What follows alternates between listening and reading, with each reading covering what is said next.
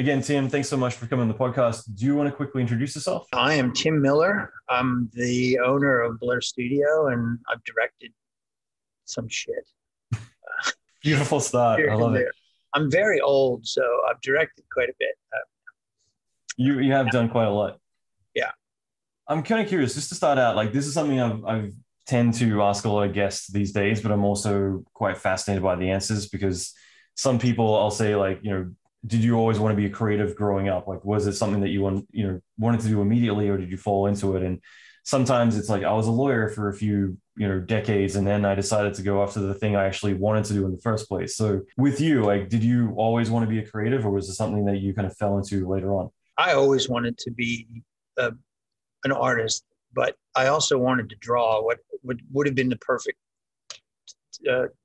career would have been comic books. And when I got out of college, I had a dual major in editorial illustration and animation, but this was, late 80s. So computers really weren't around. I think maybe there was one class on Mac 2s or something.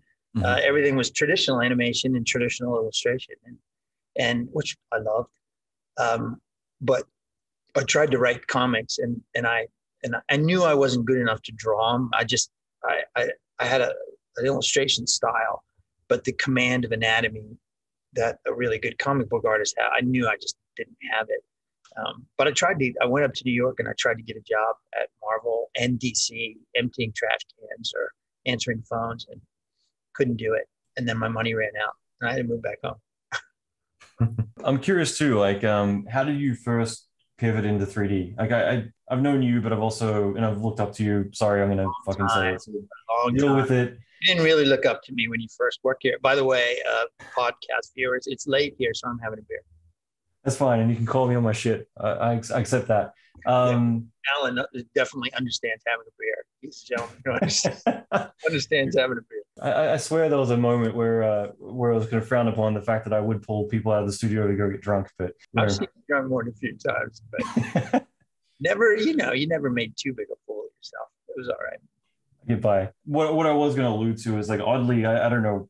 Well, I do know why, but like I'm very familiar with the origins of Blur because, again, like especially around like Macs and desktop PCs, and we'll get into that in a second. But I think 3D, as you were kind of stating, like, late 80s, early 90s, it wasn't a thing. Like, people started to be able to point a finger when it came to Terminator and Jurassic Park and things like that. It's like, oh, like visual effects or 3D or even special effects when people didn't know the terminology or it wasn't established. With you, how did you kind of first get your big break and kind of go from there?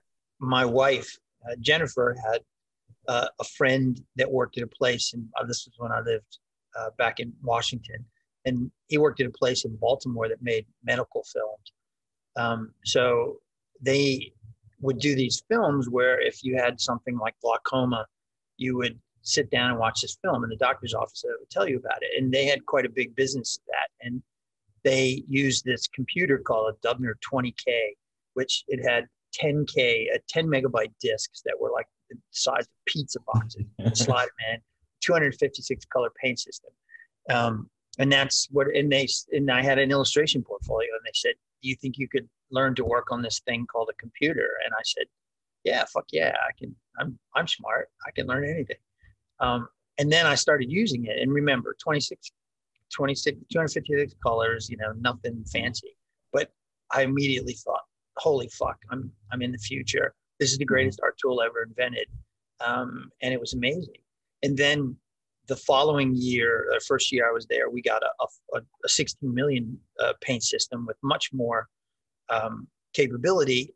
And it had a very primitive command line 3D system. And it was called a Dubner Graphics Factory. And so I used that to make the first film that I ever directed, which was So You Have an STD. I'm not making that up. It's true.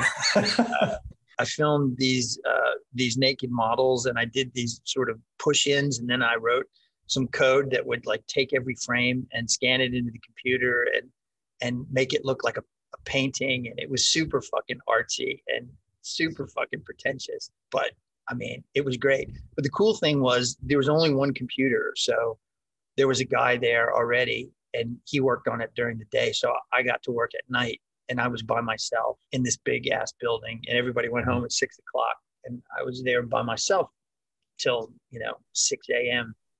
every morning, and in a town where I didn't know anybody in Baltimore. So after about 6 months of that, I was starting to get really fucking weird. I never talked to anybody, and it wasn't healthy. It's hard for me to describe to the guys and girls that work for us today just how excited I was when I made an apple in 3D, and it took an hour to render that motherfucker, but it had specular highlight, and I could rotate it, and it had a stem and a leaf, and it was just shiny, and it's just crazy. We were talking about it in one of the studio reviews, and I was looking at some characters on a Valorant piece we're doing, and the reflections are kind of painted in, and I so distinctly remember my joy at being able to do reflection maps in 3D Studio. It was just like revelatory, man. It was the greatest fucking thing ever. You're not old enough to remember all that stuff. I do. I started 3ds2 for DOS, and I was using Animator Pro. Deluxe Paint animation was like my jam. It's an 8-bit, pixel by pixel, frame by frame. Yeah, I was just thinking about it the other day, like my first 5 years after working in the industry, but like my first job at a studio, which I was 18, I think. And I was thinking like, fuck, that's 20 something years ago. So 25 years ago I started, but like, I still look back on those times as being way more fun than now in a lot of ways. And I think it was just the fact that it was a magical time of like, holy fucking shit. I still remember the .3ds files, like 50p, man, holy shit. Old City 3.3ds. Like there's just all these things that still are so nostalgic to me.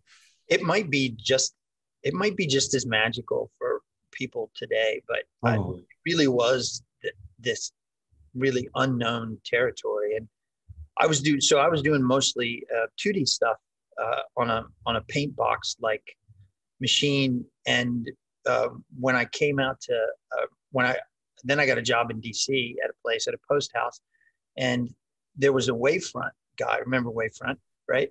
And there was a guy there with a big fucking SGI machine that was super expensive, and we were friends. But I would say, hey, I'm doing a back to school promo, and I really want a 3D pencil to come down, and he would make me a 3D pencil, but it was always like a pain in the ass. So I started looking for a program that I could do my own 3D stuff in. And so you loft your own pencil? Yeah, so I could do it. Loft? It was important, man. And 3D Studio Max was kind of the one, is that or Video Toaster, and it was the greatest revelation. So I was running 3D Studio Max on a 386-33 with 4 megs of RAM. 386DX, 4 megabytes of RAM, like the good old 33 megahertz, I'm sure. But the joy of it, to those little 3D Studio previews, to see that animation, it was, it's kind of indescribable. And then after a few years, CGraph, right? And you would go, right now it feels like, it's more of a job fair kind of environment. But back in the day, CGraph was where they announced new software, and you got to see the next shit that was coming out. And electronic theater was like, it was like a fucking temple, where you got to see this great work that everybody else was doing. And if you looked at it now, it's dated, of course, but back then there was nothing else like it. Luxo Jr. and shit like that. Oh man, fucking amazing.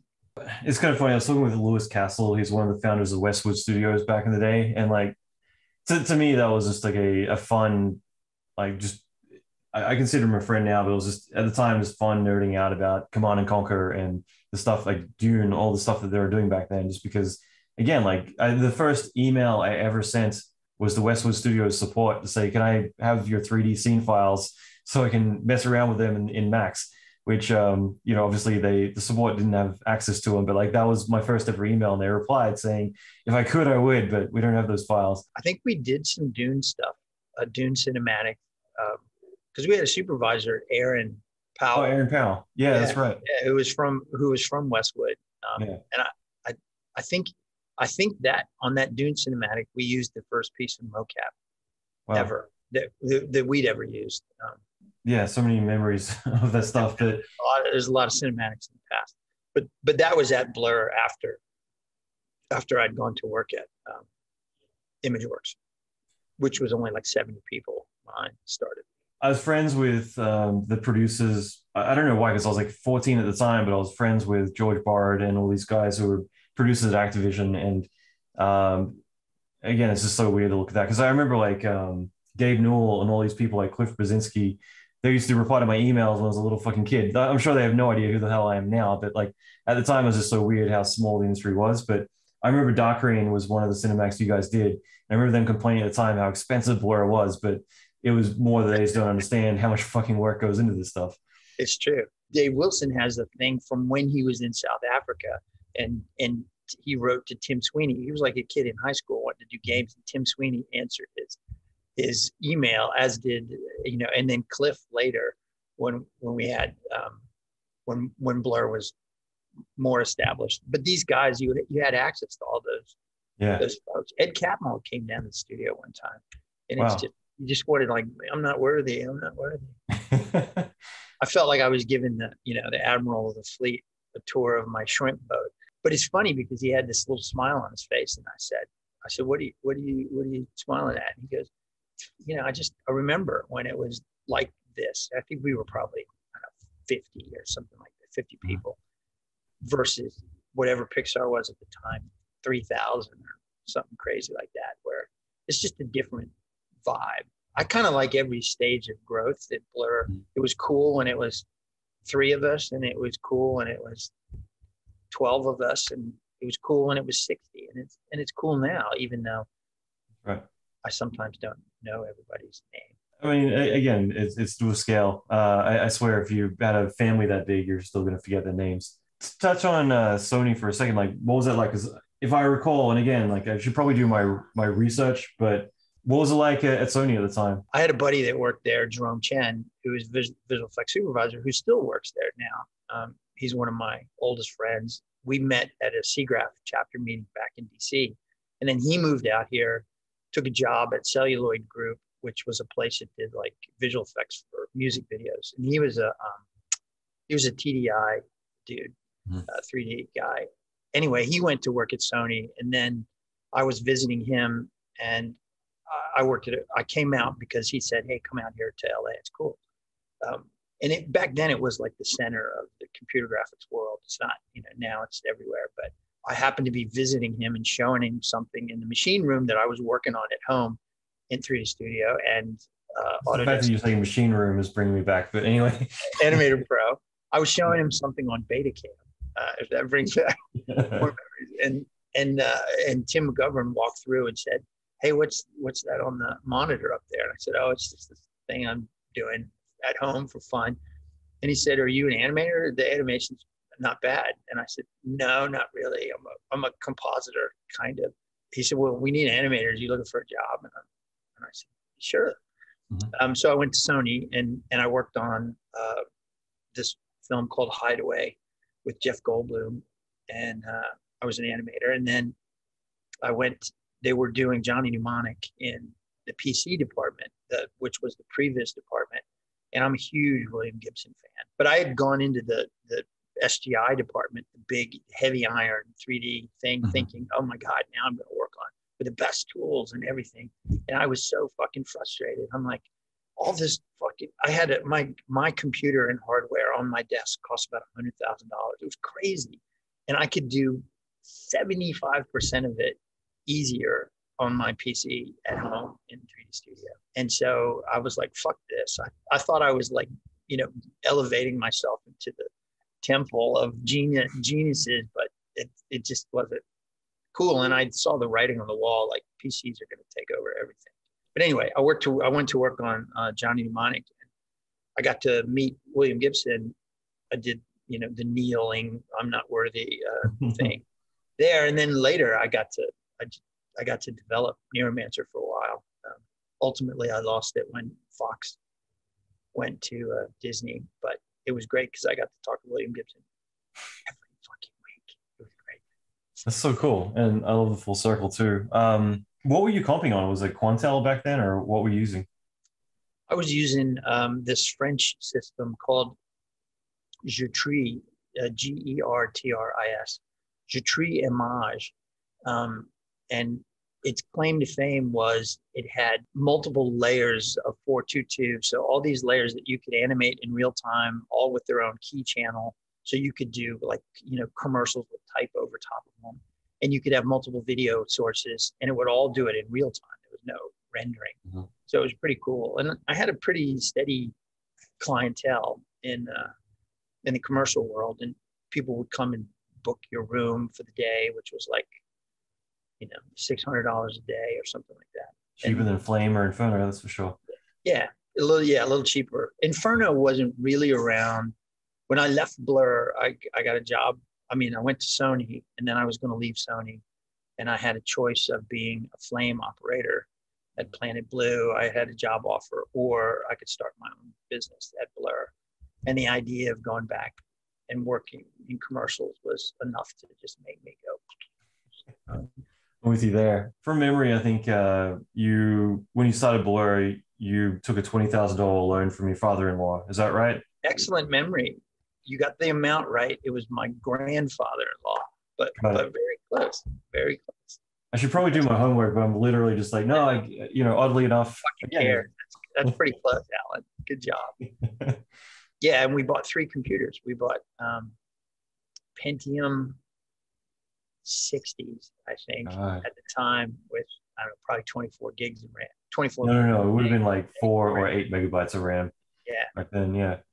Yeah. I remember when I got my tour of Sony, Jerome takes me in and he shows me this SGI 8 Proc system. And he goes, dude, you'll never fucking believe this. It got 8 gigs of RAM. And I'm like, whoa, you're blowing my mind. 8 gigs of RAM. I didn't think there was that much RAM in Los Angeles. Again, for me, this is fun because, I think it's one of those things that it is nostalgic. Even looking at my first computer being 20 megabytes of space is just, it's one of those things that's like, holy shit, I'll never fill this up. And God. So 200 megabyte Colorado tape drives. So expensive. I could do anything. I'm curious, like, what was it like starting Blur? And again, it's so long ago now, but what was the mentality going into it? Because you're right, like you revolutionized things a lot, leaning on desktop PCs versus SGIs, where that was like a pretty major shift at the time. Like it's not something that most people would even think was possible. It's like, you got to use Softimage, you got to use an SGI. Everyone's kind of banking on that as being the pioneering place to work versus low cost desktops. There was so much cool shit being done before I went to Sony.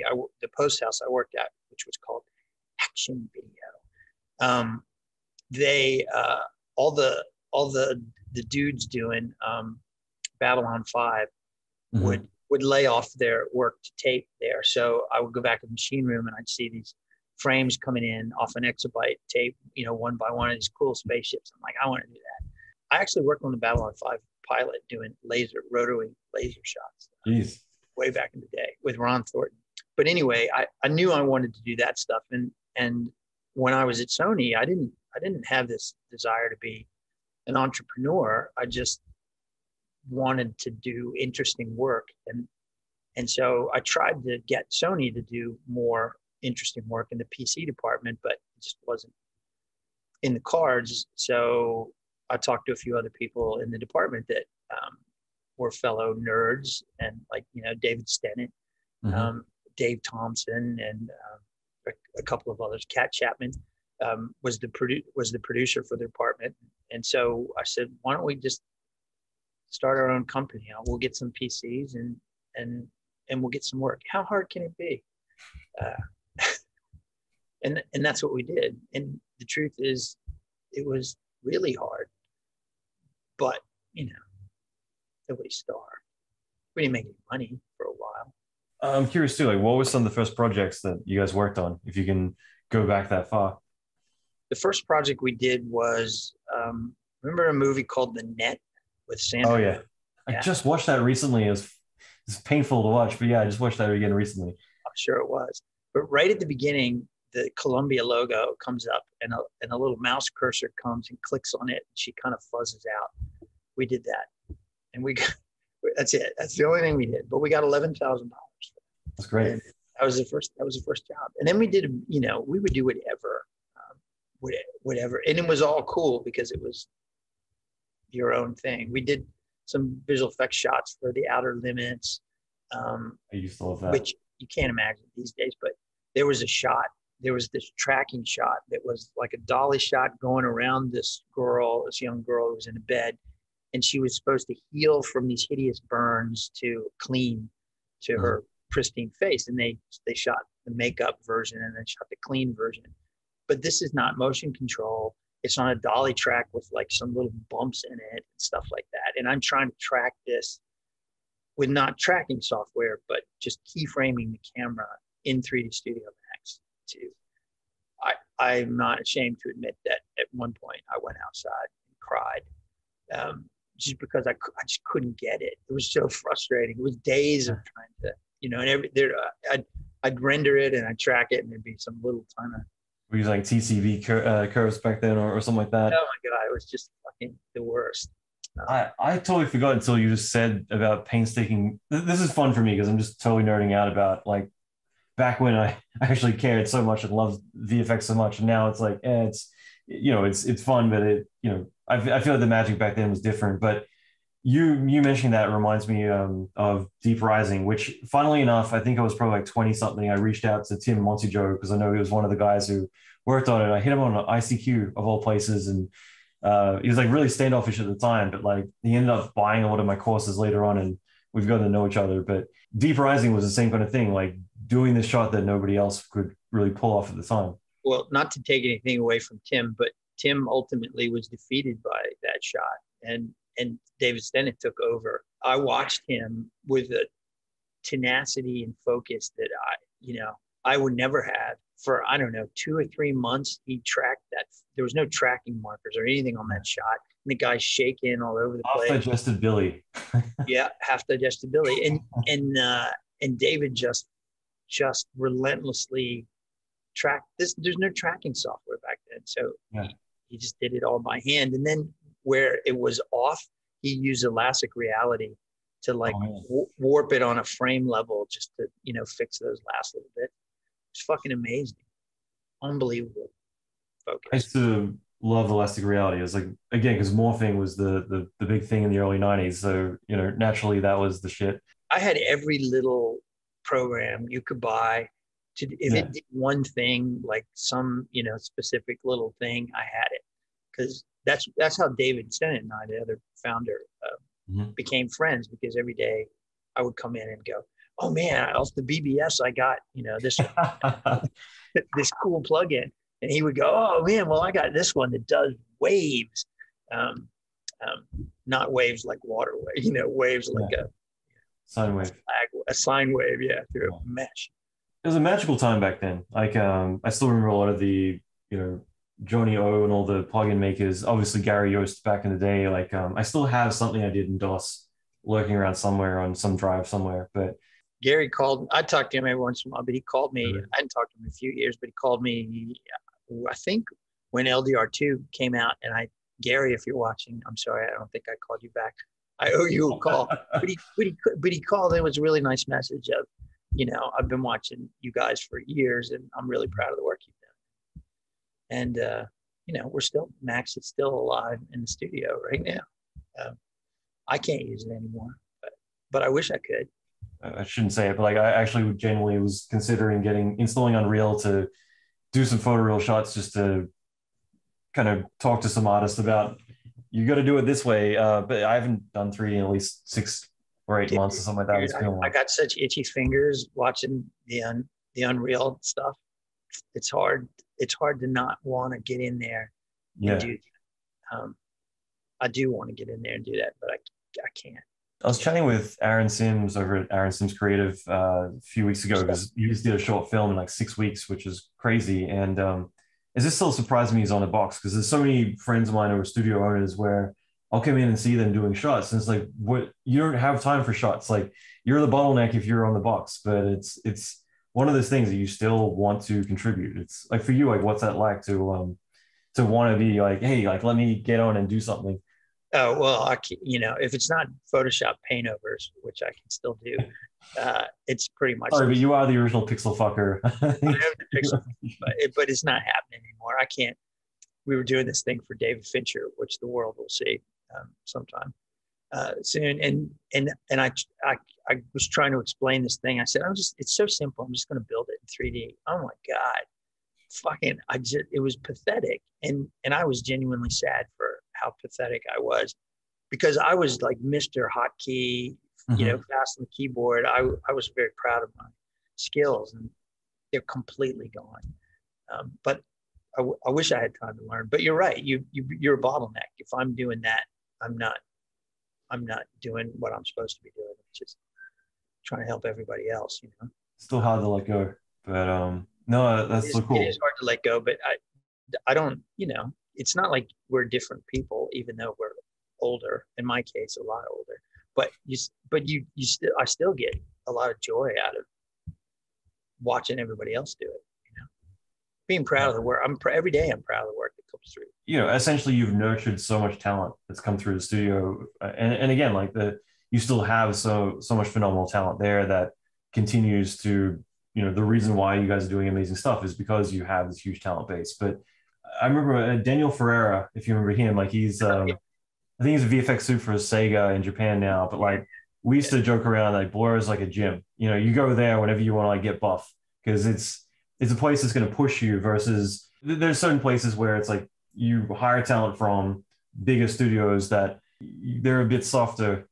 It's kind of the opposite. It's like they've been eating potato chips the whole time instead. I like a place that like creatively, as well as just in terms of cutting the bullshit, like it'll push you to be a better artist. And like that, to me, Blur has always been that. I'm very proud of like all the people that have come through here. There's a few people that didn't enjoy the experience or are bitter. I can honestly say that we've always tried to do our best by everybody, but you can't make everybody happy. But the vast majority of the people that leave say it was one of the best places they ever worked. And I just got a nice email from one of the compositors today that said, I've worked at a lot of studios and this is the best one. And a lot of other nice words. And he wasn't just kissing my ass. It just came out of nowhere.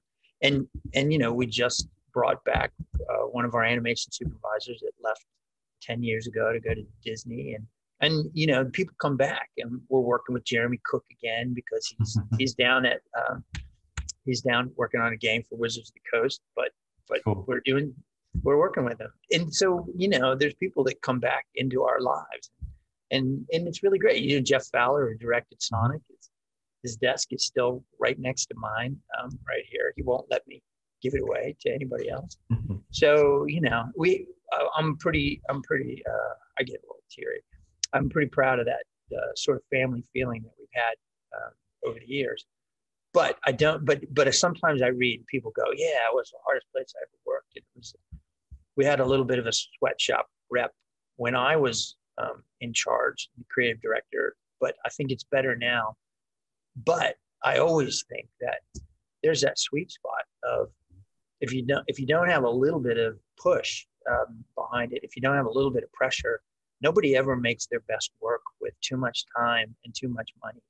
It just doesn't lead to clever solutions. It just doesn't add that little friction that you need to, come up with interesting solutions. So I don't, it's just, you got to find out what the difference between asking the impossible or asking merely difficult is.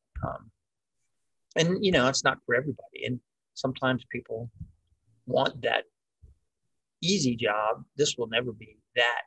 But I feel good about it because it's not easy because we're trying to make more money or something like that. It's not easy because we're trying to push the bar and do more creative work.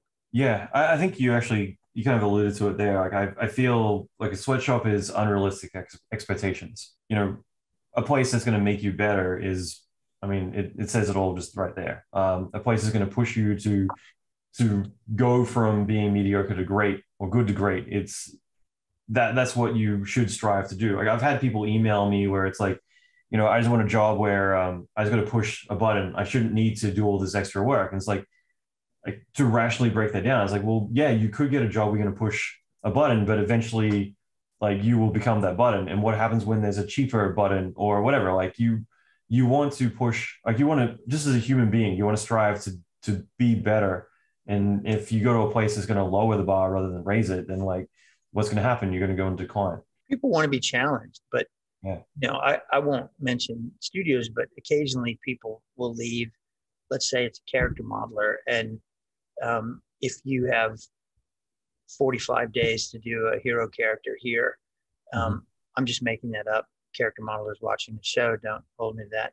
And then someplace else, you get 120. Those people aren't happy, right? So what does that really mean? Is you look back on a year and find that you created one third the number of characters you could have created. And if you're a person that likes to achieve, likes to be proud of the work, then you don't have as much to be proud of. And that's why I always like waiting tables. Waiting tables is a great job. Why?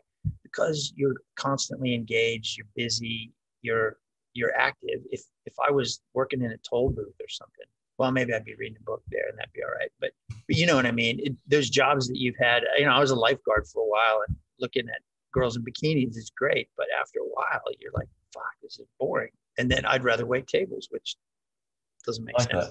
Anyway, you get the idea. I like it. I guess just touching on that too, like with your relationship with Fincher as well. I mean, again, creatives are going to attract other creators. For you, when did you guys start nerding out about amazing, fun stuff? There was a friend of mine who was at Xbox who gave us. We did the Xbox. I remember that? Yeah. Boy, I fucking love that thing.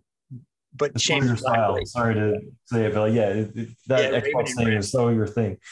Yeah, it was great. But Seamus Blackley hired us to do that because he said, "Hey, we're launching this thing called the Xbox in 3 weeks, and Bill Gates is going to give a keynote, and we need something cool to play behind him. I heard you were you guys were the Navy SEALs of 3D Studio Max. What can you do?" And we'd been building. Jeremy Cook actually had built that robot, and Aaron Powell had modeled that woman we had optioned a book of Joe Haldeman's called Mindbridge, and we were doing some tests. Anyway, but I said, hey, we can repurpose them, and we did that thing that was Raven and Rex. But anyway, Seamus Blackley left Xbox, went to CAA, and was in charge of their game division.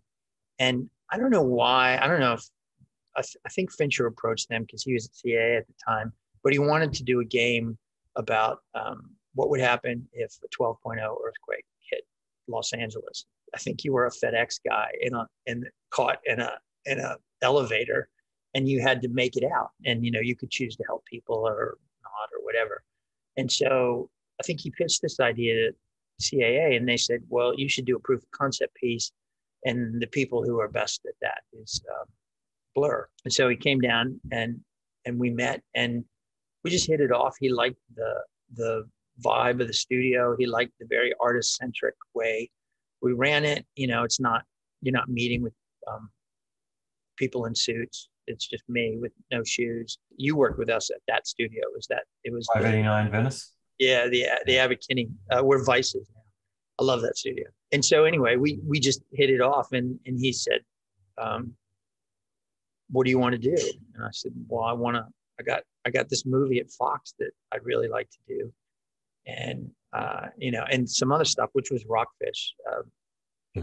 And so he tried to help me with that, but Fox didn't really want him to help me. They said, Tim, no, we don't need David involved in this project. We really think that you're a great filmmaker and you're going to make a great film. And we don't need David. And I said, really? Because nobody will return my phone calls. So I don't believe that you think I'm a great filmmaker. Even I don't believe I'm a great filmmaker. And who wouldn't want David Fincher as and it was free. He was offering to do it for free because he's a good guy. But anyway, he said, "What else?" He was, "Fuck it. What else you want to do?" And I had like 11 different projects that I thought would be cool, and one of them was heavy metal. And I was friends with Kevin Eastman. I wanted to do it, and he's like, "Fuck heavy metal. I love that. I love the animated movie. Let's do that because that'll give us a venue, a forum to explore anything." And so we started trying to do heavy metal. Kevin Eastman and I had been trying to pitch heavy metal war games, which was to take a bunch of different game IP and do an anthology set in the world of those different games, Blood Rain, Warhammer, and how cool would that be? But nobody would buy it. But for heavy metal, we went around and pitched it, and Jim Cameron was going to do one, and Zack Snyder was going to do one, and Fincher was going to direct one. It would have been amazing. No one wants to do an R-rated, comic or animated series, of course, but now it's all the rage, obviously.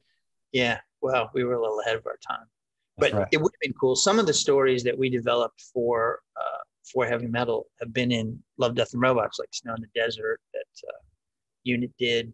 That might show friends up. with the Unit guys. Whenever I'm in Paris, always hang out. They're pretty amazing. And I want to dive into Love, Death, and Robots in a minute because again, like I love that that's a thing because it's such a collaborative thing.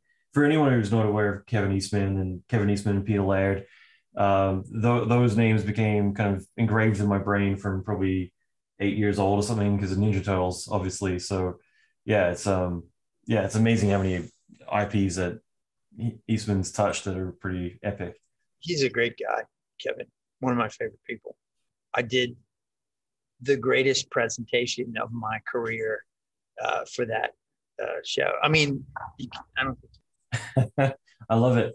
But yeah, Kevin was this great dude, and it's one of the sad moments in my life that I couldn't get heavy metal done because it would have meant a lot to him.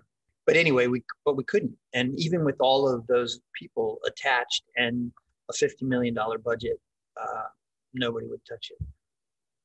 It's crazy. And again, I don't want to get ahead of myself, but like obviously Deadpool, just projects like that kind of just prove that you can be wrong about your assumptions around, oh, well, something's not bankable because it's got a certain rating or a certain genre. It's just like, no, like there's a fan base for everyone. You just got to get it in front of the right people instead of looking at the wrong test audience as being the presumption, William Goldman, nobody knows anything. I mean, there were like 5 jokes that Fox wanted me to cut out of the Deadpool script the first time we pitched it because they weren't funny or they didn't work or they were over the line. And every one of those jokes were in the trailer that we showed at Comic-Con that, brought the house down. And it does just, it is a nice bit of validation to feel like, I thought that would work. And it did. I'm sure there's lots of other things that I've been prevented from doing that I thought were great that would have failed had I been allowed. But I thought that was great. I mean, my Terminator movie didn't. I thought I was going to do. I thought it would. I'm like, hey, if I make a great movie, people will come see it. But I don't know that I made a great movie. But I'm very proud of my movie, and I thought it was good. People didn't. You should be proud. It's I think it's timing and everything else too. But like when I first heard you were going to do Terminator, this is actually literally what I've said to other people. Is like, if anyone could bring Terminator back from the dead, it's going to be you. So in a lot of ways, like I think you are the perfect person to touch that IP because a lot of things, like you going back to Xbox for a second, like I said, that's perfect for you because there is that kind of attachment to, I think, doing strong female characters versus needing to have like a buff dude, the generic stuff. Like you've definitely got like a different approach to things that is your style. And I feel like Terminator is your thing. Well, all things considered, I got to show you this picture. This is my favorite picture. I'm like this shit all around my desk, like every nerd. This was my favorite picture. You see it? I have my camera. Yeah, I love that. It's such a great photo. They were doing publicity photos, and the ladies grabbed me. I love that. But it was a hard movie, but I don't regret a second of it because we had such a good time, and all the people that worked on it really.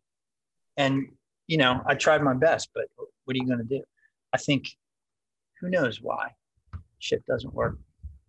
I had a funny experience where I went with to see it in the theater, like near the end of the run, and it was with Drew Crivello and Gina Carano. We went to see it, and we're walking out of the theater. We're like the last ones out of the theater, and there's couple behind me.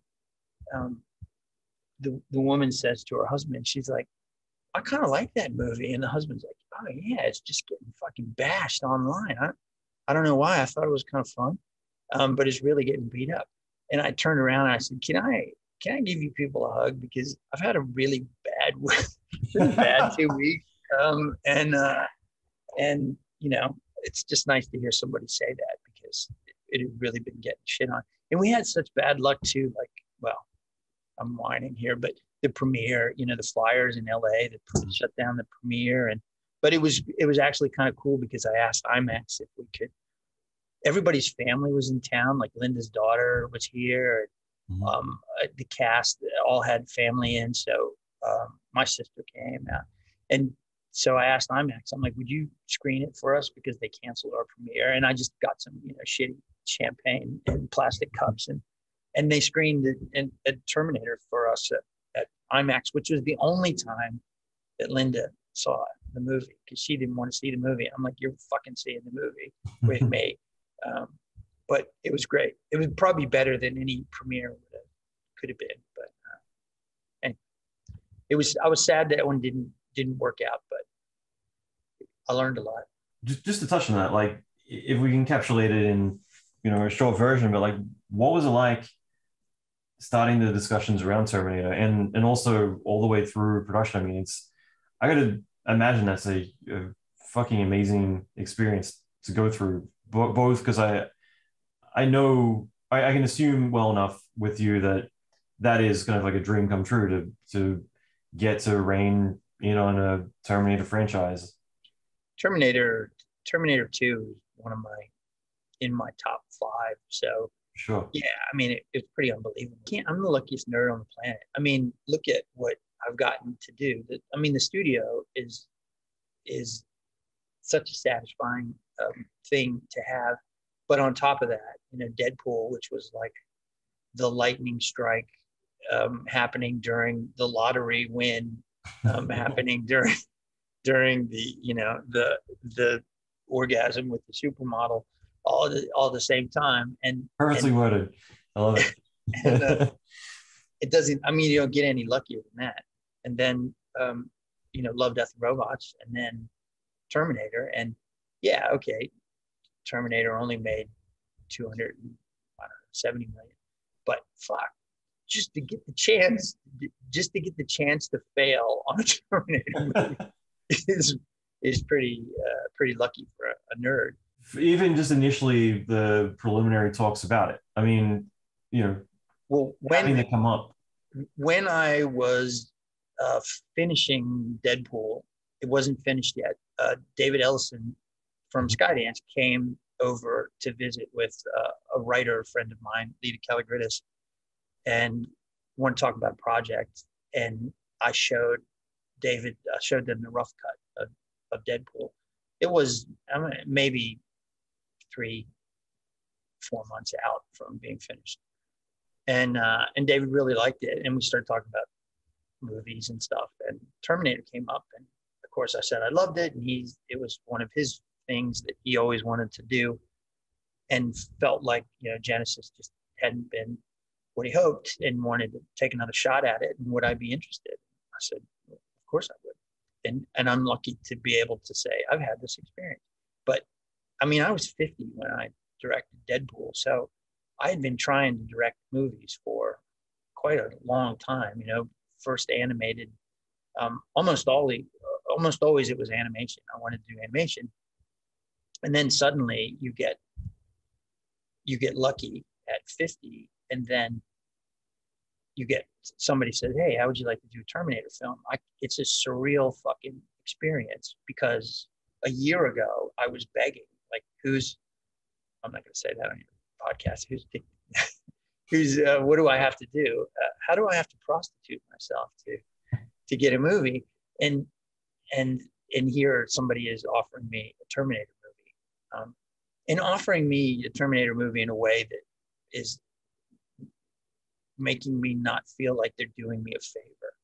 Like they're going, "Hey, would you like to direct this Terminator movie?" It's pretty surreal and very fortunate. And if I could say anything to young filmmakers out there, and I said it to Jeff Fowler and Dave Wilson, when they go to direct their film, my biggest piece of advice was, don't pretend you know everything. Just ask. There's so many people in the movie business that have all this experience, and they're so happy to give it to you if you ask. If you don't act like that fucking asshole who thinks he knows everything, because they all know you don't. And then you don't get the benefit of their help. Anyway, Jeff really, his crew did Sonic. Have you seen Sonic 2? Because I've seen one movie which Warner Brothers organized a special. I'm going to brag because it was kind of cool to. I've not been to the theater since the pandemic, with the exception that Warner Brothers organized a private screening IMAX for me alone of Dune. So that was like my one time going in there. Yeah, so I'm sitting in an IMAX theater by myself watching Dune. I was like, this is pretty cool. Plus, I'm not sitting near anyone, so that's cool too. But yeah, I haven't seen Sonic yet. But yeah, I'm so excited for Jeff and everything he's accomplished. You know me, and I don't like that many films. Dune, I saw it 4 times in IMAX. Beautiful. Rebecca Ferguson, I mean, it's beautiful, but Rebecca Ferguson was just fucking amazing, and it just looked amazing, and every shot was so well composed. The pacing of it was the visual effects were so amazing. It was just pretty much across the board fantastic. Where did IMAX doesn't have or Warner's doesn't have an IMAX screen on the lot. I do love that theater on their lot. It's pretty great. I saw Batman there. I was Steve Weintraub's date for the Batman screening, which was pretty amazing. I did see Dune in that theater too, on the lot another time. But anyway, so Jeff and Sonic, yes, Jeff. Sonic 2 is fucking great. It's a huge movie. The first one was really well done, but this one is much bigger. And he did an amazing job. And the crew love him. They've come to Blur lots of times. Jim Carrey came and hung out at Blur for a week while they were cutting. Yeah, it was great. He's such a nice guy. Yeah, he seems really lovely, really intelligent. Yeah. And then the premiere was last Tuesday, right? Yeah, it was super cool. And like I said, for me, it's just I hired Jeff out of college, so it's pretty. I worked on Gopher Broke back in the day. It was fun actually, because I know the loophole for submitting to an Oscars, you got to show it at the theater. So you guys booked out. I forget which theater it was, but it was just down in Santa Monica. So I remember having to go, not having, as in I remember the privilege of getting to go with you guys to a theater where it was actually funny, because we went and watched them because we need to go into the theater and watch it. But like some random old couple came in as well, and they're like, I don't understand what they were doing in there, but they came in with everyone from Blur to watch Gopher Broke and In the Rough, which I thought was kind of comical. We were so down to the wire when we had to do that screening for Rockfish that the little dog was still just a red box that was animated in a few of the shots, because we just hadn't rendered it yet. That was the year that we did 2 shorts. Yeah, back together. Hugo Martin, who you mentioned, Hugo won the last Blur Shorts contest, and I wouldn't let him direct it. Jeff was going to direct it, and I said, if Jeff lets you co-direct, I'm okay with it. Oh my God, Hugo was so fucking relentless. Like every day I would come in, and he would go, so I've been thinking about it, and I really think I should direct this short. I'm like, Hugo, I'm gonna fucking kill you, man. I can't have this conversation again. He's like, but it's my idea. I've never come that close to hitting an employee. Hugo cracks me up. I never worked with him, but I went to Dallas and ended up hanging out with him and a lot of the crew. And he's great. Yeah, Hugo's so fucking funny. He's hilarious. He's just this witty, hilarious dude. we had quite a party atmosphere back then, and Mhm. with beer pong, and Hugo out back was always the leader of that. Bloodshot. Coincidentally, I got called up by Dave Wilson's guys like 3 weeks before delivery or 2 weeks before delivery, something like that, because like there's a sequence that got thrown out during DI, and so I ended up coming on there just purely because I thought it'd be fun to to contribute to something, just seeing again like you've managed to culminate all these people who you've birthed many directors during your time, which is pretty fascinating. I'd like to say that I did that, but it would be more accurate to say I, I have a good eye for talent, you know, Fair enough. and try and help along the way. We did, I mean, Jeff, before the Sonic thing, we Jeff we were gonna get a movie for Jeff one way or another. Either it was gonna be good, which if there are any Kickstarter people watching out there, I know you're mad at me, but I swear to God, we will make the movie. It will happen. We've not given up. We are still trying. It's just, Allan will tell you, it's really hard to make movies in Hollywood, no matter who you are. If you're talking Kickstarter or Goon, I contributed to that. I sent you guys a gift basket as well. At the very end to say congrats when. Oh, thank you. I still have my That's beautiful. other thing here, and yeah, I know, and I don't blame people for being angry that we haven't made the movie yet. But it's not because we haven't been trying. Eric Powell can attest to that. It's an R-rated animated movie. It's just been really hard to do that. I thought we had a good chance at Fox, and then we set it up there, and then Disney bought Fox, and Disney's never gonna fucking make the Goon, right? So then we were in limbo again. But I think things will turn out well. Obviously, Deadpool, I'd love to touch on. I was actually working at Inns Boulevard at the time, so I remember being there during the whole leak, which was a fun to kind of see all the craziness around it. But like just in more of a broad overview, I mean, how the preliminary kind of conversation around Deadpool happened, and obviously doing the tests, then the leak being greenlit, and just the whole experience. Like, what was that whole thing like? Well, it was pretty exciting and pretty tortuous too. We did that test. Drew Crivello, that guy I mentioned that went to Terminator with me, who's still a friend, he just is the showrunner on We Work that just came out, but he was an executive at Fox at the time.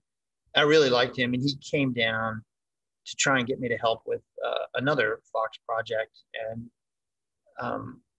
and we got to talking, and he eventually said, "Hey, there's this small film called Deadpool.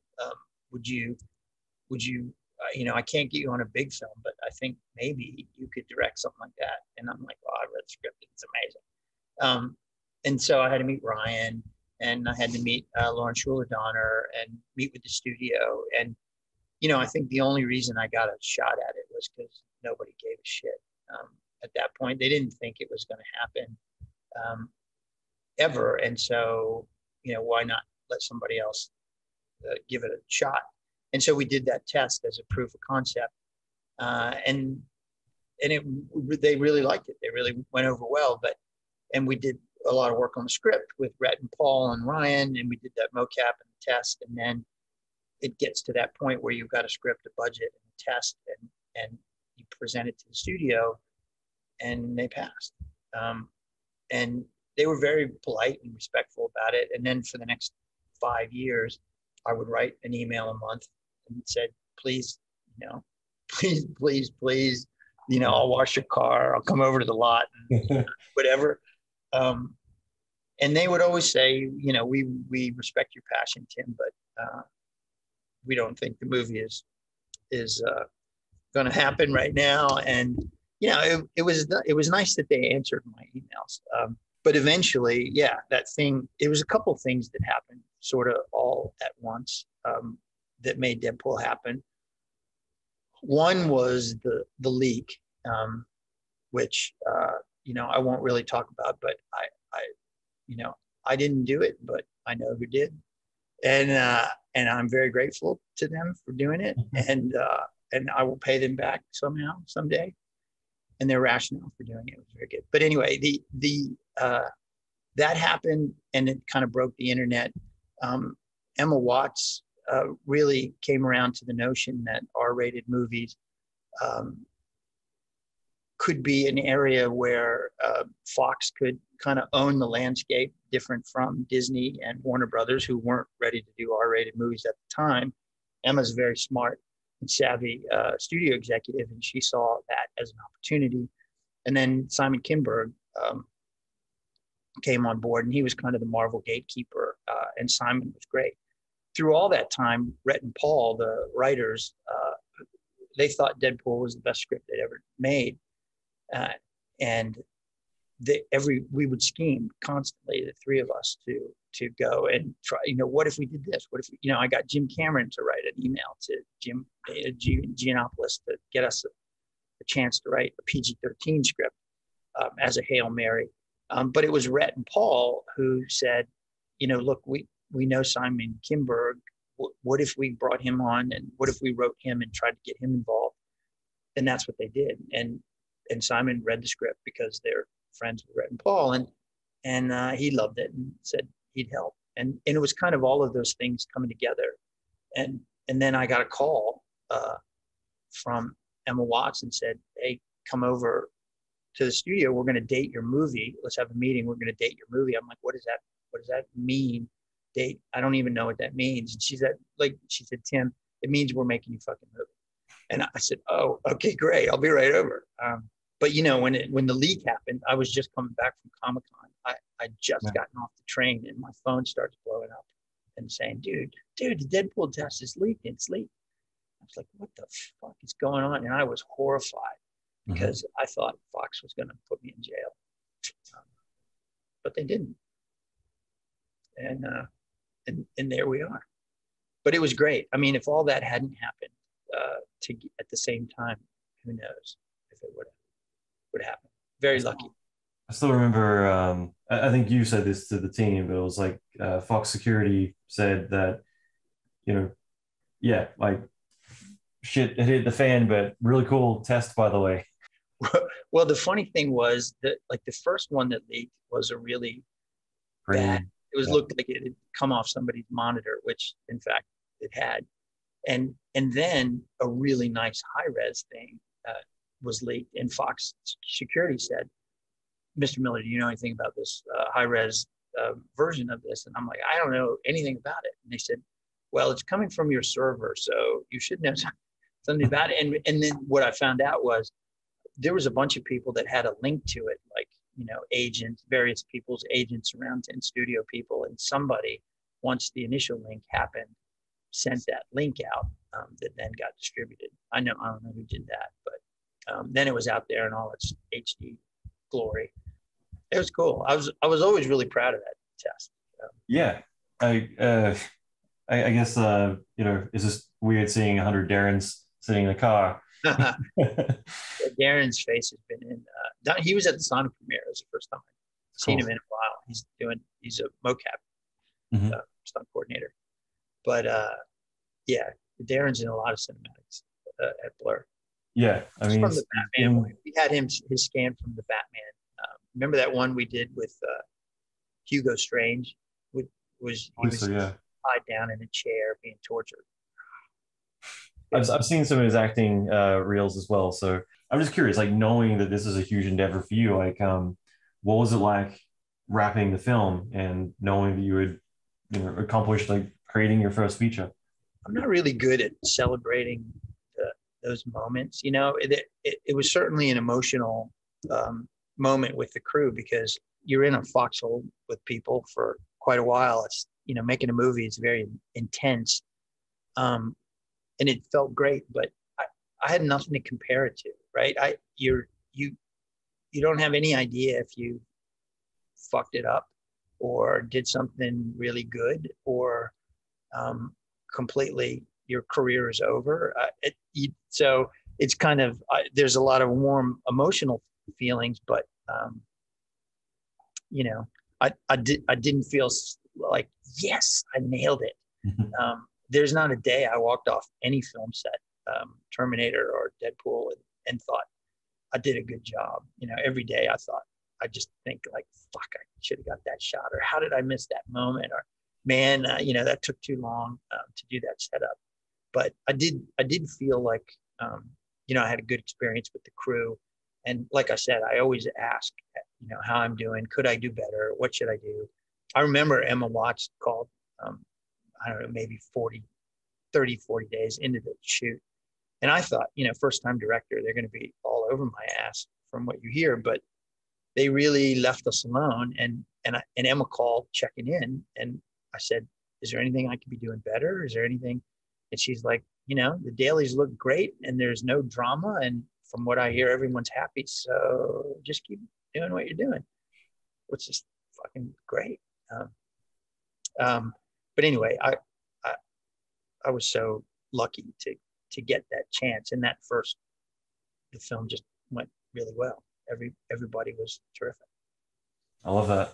Just to touch on Love, Death, and Robots again, like it's a huge, amazing accomplishment. And also just, I love the fact that you've managed to pull together so many different creative sources where everyone's creating this amazing, phenomenal thing that is, I think, really inspirational for everyone, whether you're in animation, whether you love animation, or whether you're just browsing Netflix. So how did you, I guess, first get involved in Love, Death, and Robots? I don't feel like I'm old enough for a career retrospective yet, so let's not do that. But of all of those accomplishments, I mean, Deadpool was certainly pretty amazing, but I'm probably most proud of Love, Death, and Robots.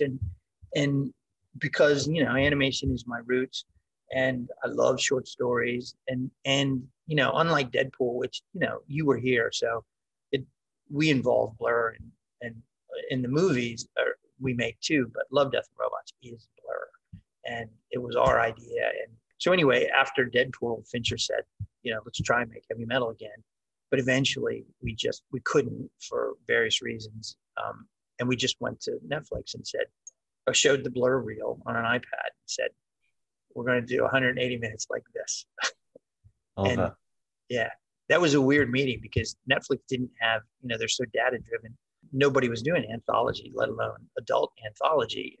And so they were willing to take a risk because they trusted David and Josh Donnan. And so off we went. And I couldn't be more proud. But you're right. It was always conceived as this sort of, kumbaya sort of, artist collective where we get together and do everything. And it turned out to be mostly like that. I had originally thought we'd probably do a little more, let's say, original animation ideas. But at the end of the day, almost all of the ideas are short stories because it's just, writers do this for a living. And there's so many great short stories out there that it almost always beats the ideas that an animator had in their shower. With a notable exception of, Alberto Mieglo's The Witness, who just, Alberto won an Academy Award this year. The Witness is probably one of the most mind-blowing pieces of animation I've ever seen. And his process is just fucking amazing. And then Vitaly Shushko did Blind Spot, which was another original one. I love his style. We had seen when he did called Story X, but the rest were all stories I found. And man, I hope we get another season after volume 3 because I got 100 stories lined up, ready to go, and they're all cool or cooler than what was before and different. Yeah. No, again, it's been really inspiring.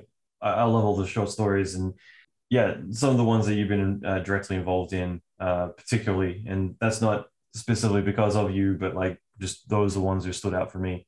But yeah, I mean, I love that that's a thing because you're right. Like it's a chance to express a lot of unique stories in one single platform. Yeah, and do all these different styles and work with all these studios that normally there are competitors, but in this they're really just like us. Most of them are around our size. Some of them are bigger, but some of them are smaller. But they all have that similar sort of vibe that that I really like. But Axis and Digic and Unit and Platige, they're and even Blow, who does 3 Robots, which is a much smaller studio, but they have that same attitude. Everybody is like trying to do. They're so proud. They're trying so hard to do their best work, and it's great. I feel like we give them a good solid story, and then everybody wants to do the best they can, and it's a very friendly competition. We have on Pix, we circulate the work in progress stuff among all the studios for the very obvious reason of making everybody see what great work everybody else is doing, so they'll try even harder. It's cheap, but it works. It's great. I mean, there's nothing better than sitting here watching new shit roll in that is just mind-blowingly fucking cool, and people are happy. They're happy to be working on it, and that's great. Yeah. Hopefully we inspire some artists out there. Always. So. I guess my final question would just be, what's next for you? Because I'm curious myself. I know you mentioned the other day you're on set, so again, I'm always kind of curious what you can allude to, but I'm sure you're staying busy. I can't say yet, but I certainly hope to direct another movie soon, and I certainly hope to do more short animation soon. And like I said, we've not given up on the Goon. We will make that movie. And I don't know, the studios, we're busy, and we're still doing lots of the game cinematics, and the crew loves that. And we're packed with work, so it's good. It's an interesting time with artists and the whole great resignation of it all. But I feel like it's just a moment, and it'll pass. I want the artists to come back. I'm sitting here in my studio. I think there's nobody else here, and there's usually nobody else here at this time. But it used to be a few more people, and I want that to happen again. I like it. I feel like the artists feed off each other, and it'll make me sad if the future is really just people working alone in their bedroom. Yeah, you might as well be in your own little cubicle elsewhere. I mean, again, like we've already talked about it, but it's so critical to be around other creatives. Yeah, but at the same time, I don't know that we'll ever make people come back, and it depends on sort of what they do. But I don't. If somebody has to sit in traffic for an hour and a half each way, that's terrible. Maybe you come in once or twice a week and to be around your coworkers, but I don't think that that's a good idea. So maybe it's some kind of hybrid model that we get the best of both worlds. I'm definitely interested to see where it all goes. I'm a big advocate for being around human beings versus not. This has been awesome. I'm again grateful for your time, and it's really great to catch up. And I'm just going to throw it out there, not to be a sap, but like honestly, you've been a massive inspiration for me over my career. And I don't know if you remember all the way back, but I think I sent my reel to you and Blizzard when I was 18 or something, and Blizzard 6 months later sent me back to Australia a nice rejection letter. But yeah, you actually reached out to me, and at the time I couldn't get a visa because I was still a little kid. But I bet you that I almost always start those emails in the subject line is you, all caps. If you have that email, I'd check. It was a short email saying you do really cool shit. Do you want to come work at Blur? Something along the lines of that, which is so aligned with Blur at that size at that time as well. But it was one of those things that I stayed in touch, emailed you every few months, and I think in a lot of ways, like it was inspiring to me to kind of have that communication, if anything. But I honestly just, even from the sidelines, like looking at what Blur has accomplished, but also you going through your career, it's been really inspiring just to kind of see all the marks you've hit and the targets you're going for. So not to be that guy, but again, I just want to say, well, I appreciate it, and you've been part of that story, the Blur story. So you've blown some shit up here. I've done bits and pieces. Yeah, I still look back at the what ifs of maybe I could have gone staff, but I think I think I've had like three staff jobs in my life, and I've always been allergic to that. But like again, Yeah, I've kind of a always wild man back then. You were not. Yeah, you were like you're not ready for marriage. You were. You I was were. 21, which especially at the very beginning, like 2004, we did the Warhammer cinematic with Dave Wilson. That was a lot of fun. Blur in general, there's so much talent has come through, and the stuff you guys have done has always been just amazing, inspiring, and yeah, again, it's been great to kind of nerd out and get nostalgic about a lot of that too. Thanks, man. That was the 40K. Yeah, we did. That was really awesome because I think it was like 3.5 weeks or something to turn that around, and I love the fact that I went back to Australia right after that, and there's sometimes I pick up a magazine that was reviewing the game, and I'm like, fuck, they didn't mention the cinematic, and then you turn the page, there'd be a whole page dedicated to that cinematic. That was one of the hardest ever, but also the most satisfying. Flappy and Dave, everybody. That was fucking 24/7. We couldn't do that today. It was inspiring. Yeah, it was a lot of fun. I mean, all projects that I've been involved in there have always been ones that stuck with me because fuck, I can't remember half the projects I've worked on, but I can remember all the ones that I've touched on Blur because again, it's bringing the best people together. Yeah, it's people. It's weird. Like no matter, we've had a couple different studios over the year, and people come in, and even to a limited degree now, when there's nobody here, but people walk in and they like the vibe of the place, and I you can't really define that, but over the years I've come to believe that it's because this general aura of people doing good work with people that they like and being happy about it, and it just kind of fills the room a little bit. What this guy that just came back, he's like he's been gone for I think 8 years.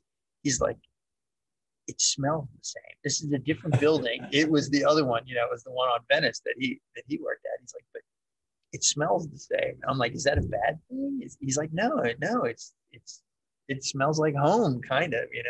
I swear it's the rugs because I still recognize those fucking Maybe. rugs behind you. Yeah. All these thrift store rugs. It smells like a thrift store. That's what it smells like. Anyway, thanks for the time, Allan. Thanks for letting me walk down memory lane. It makes me feel old, but thank you. You're welcome. Again, thank you so much. This has been great. No, good. I'm glad that you found something you loved, and this is great that you're passing it on to.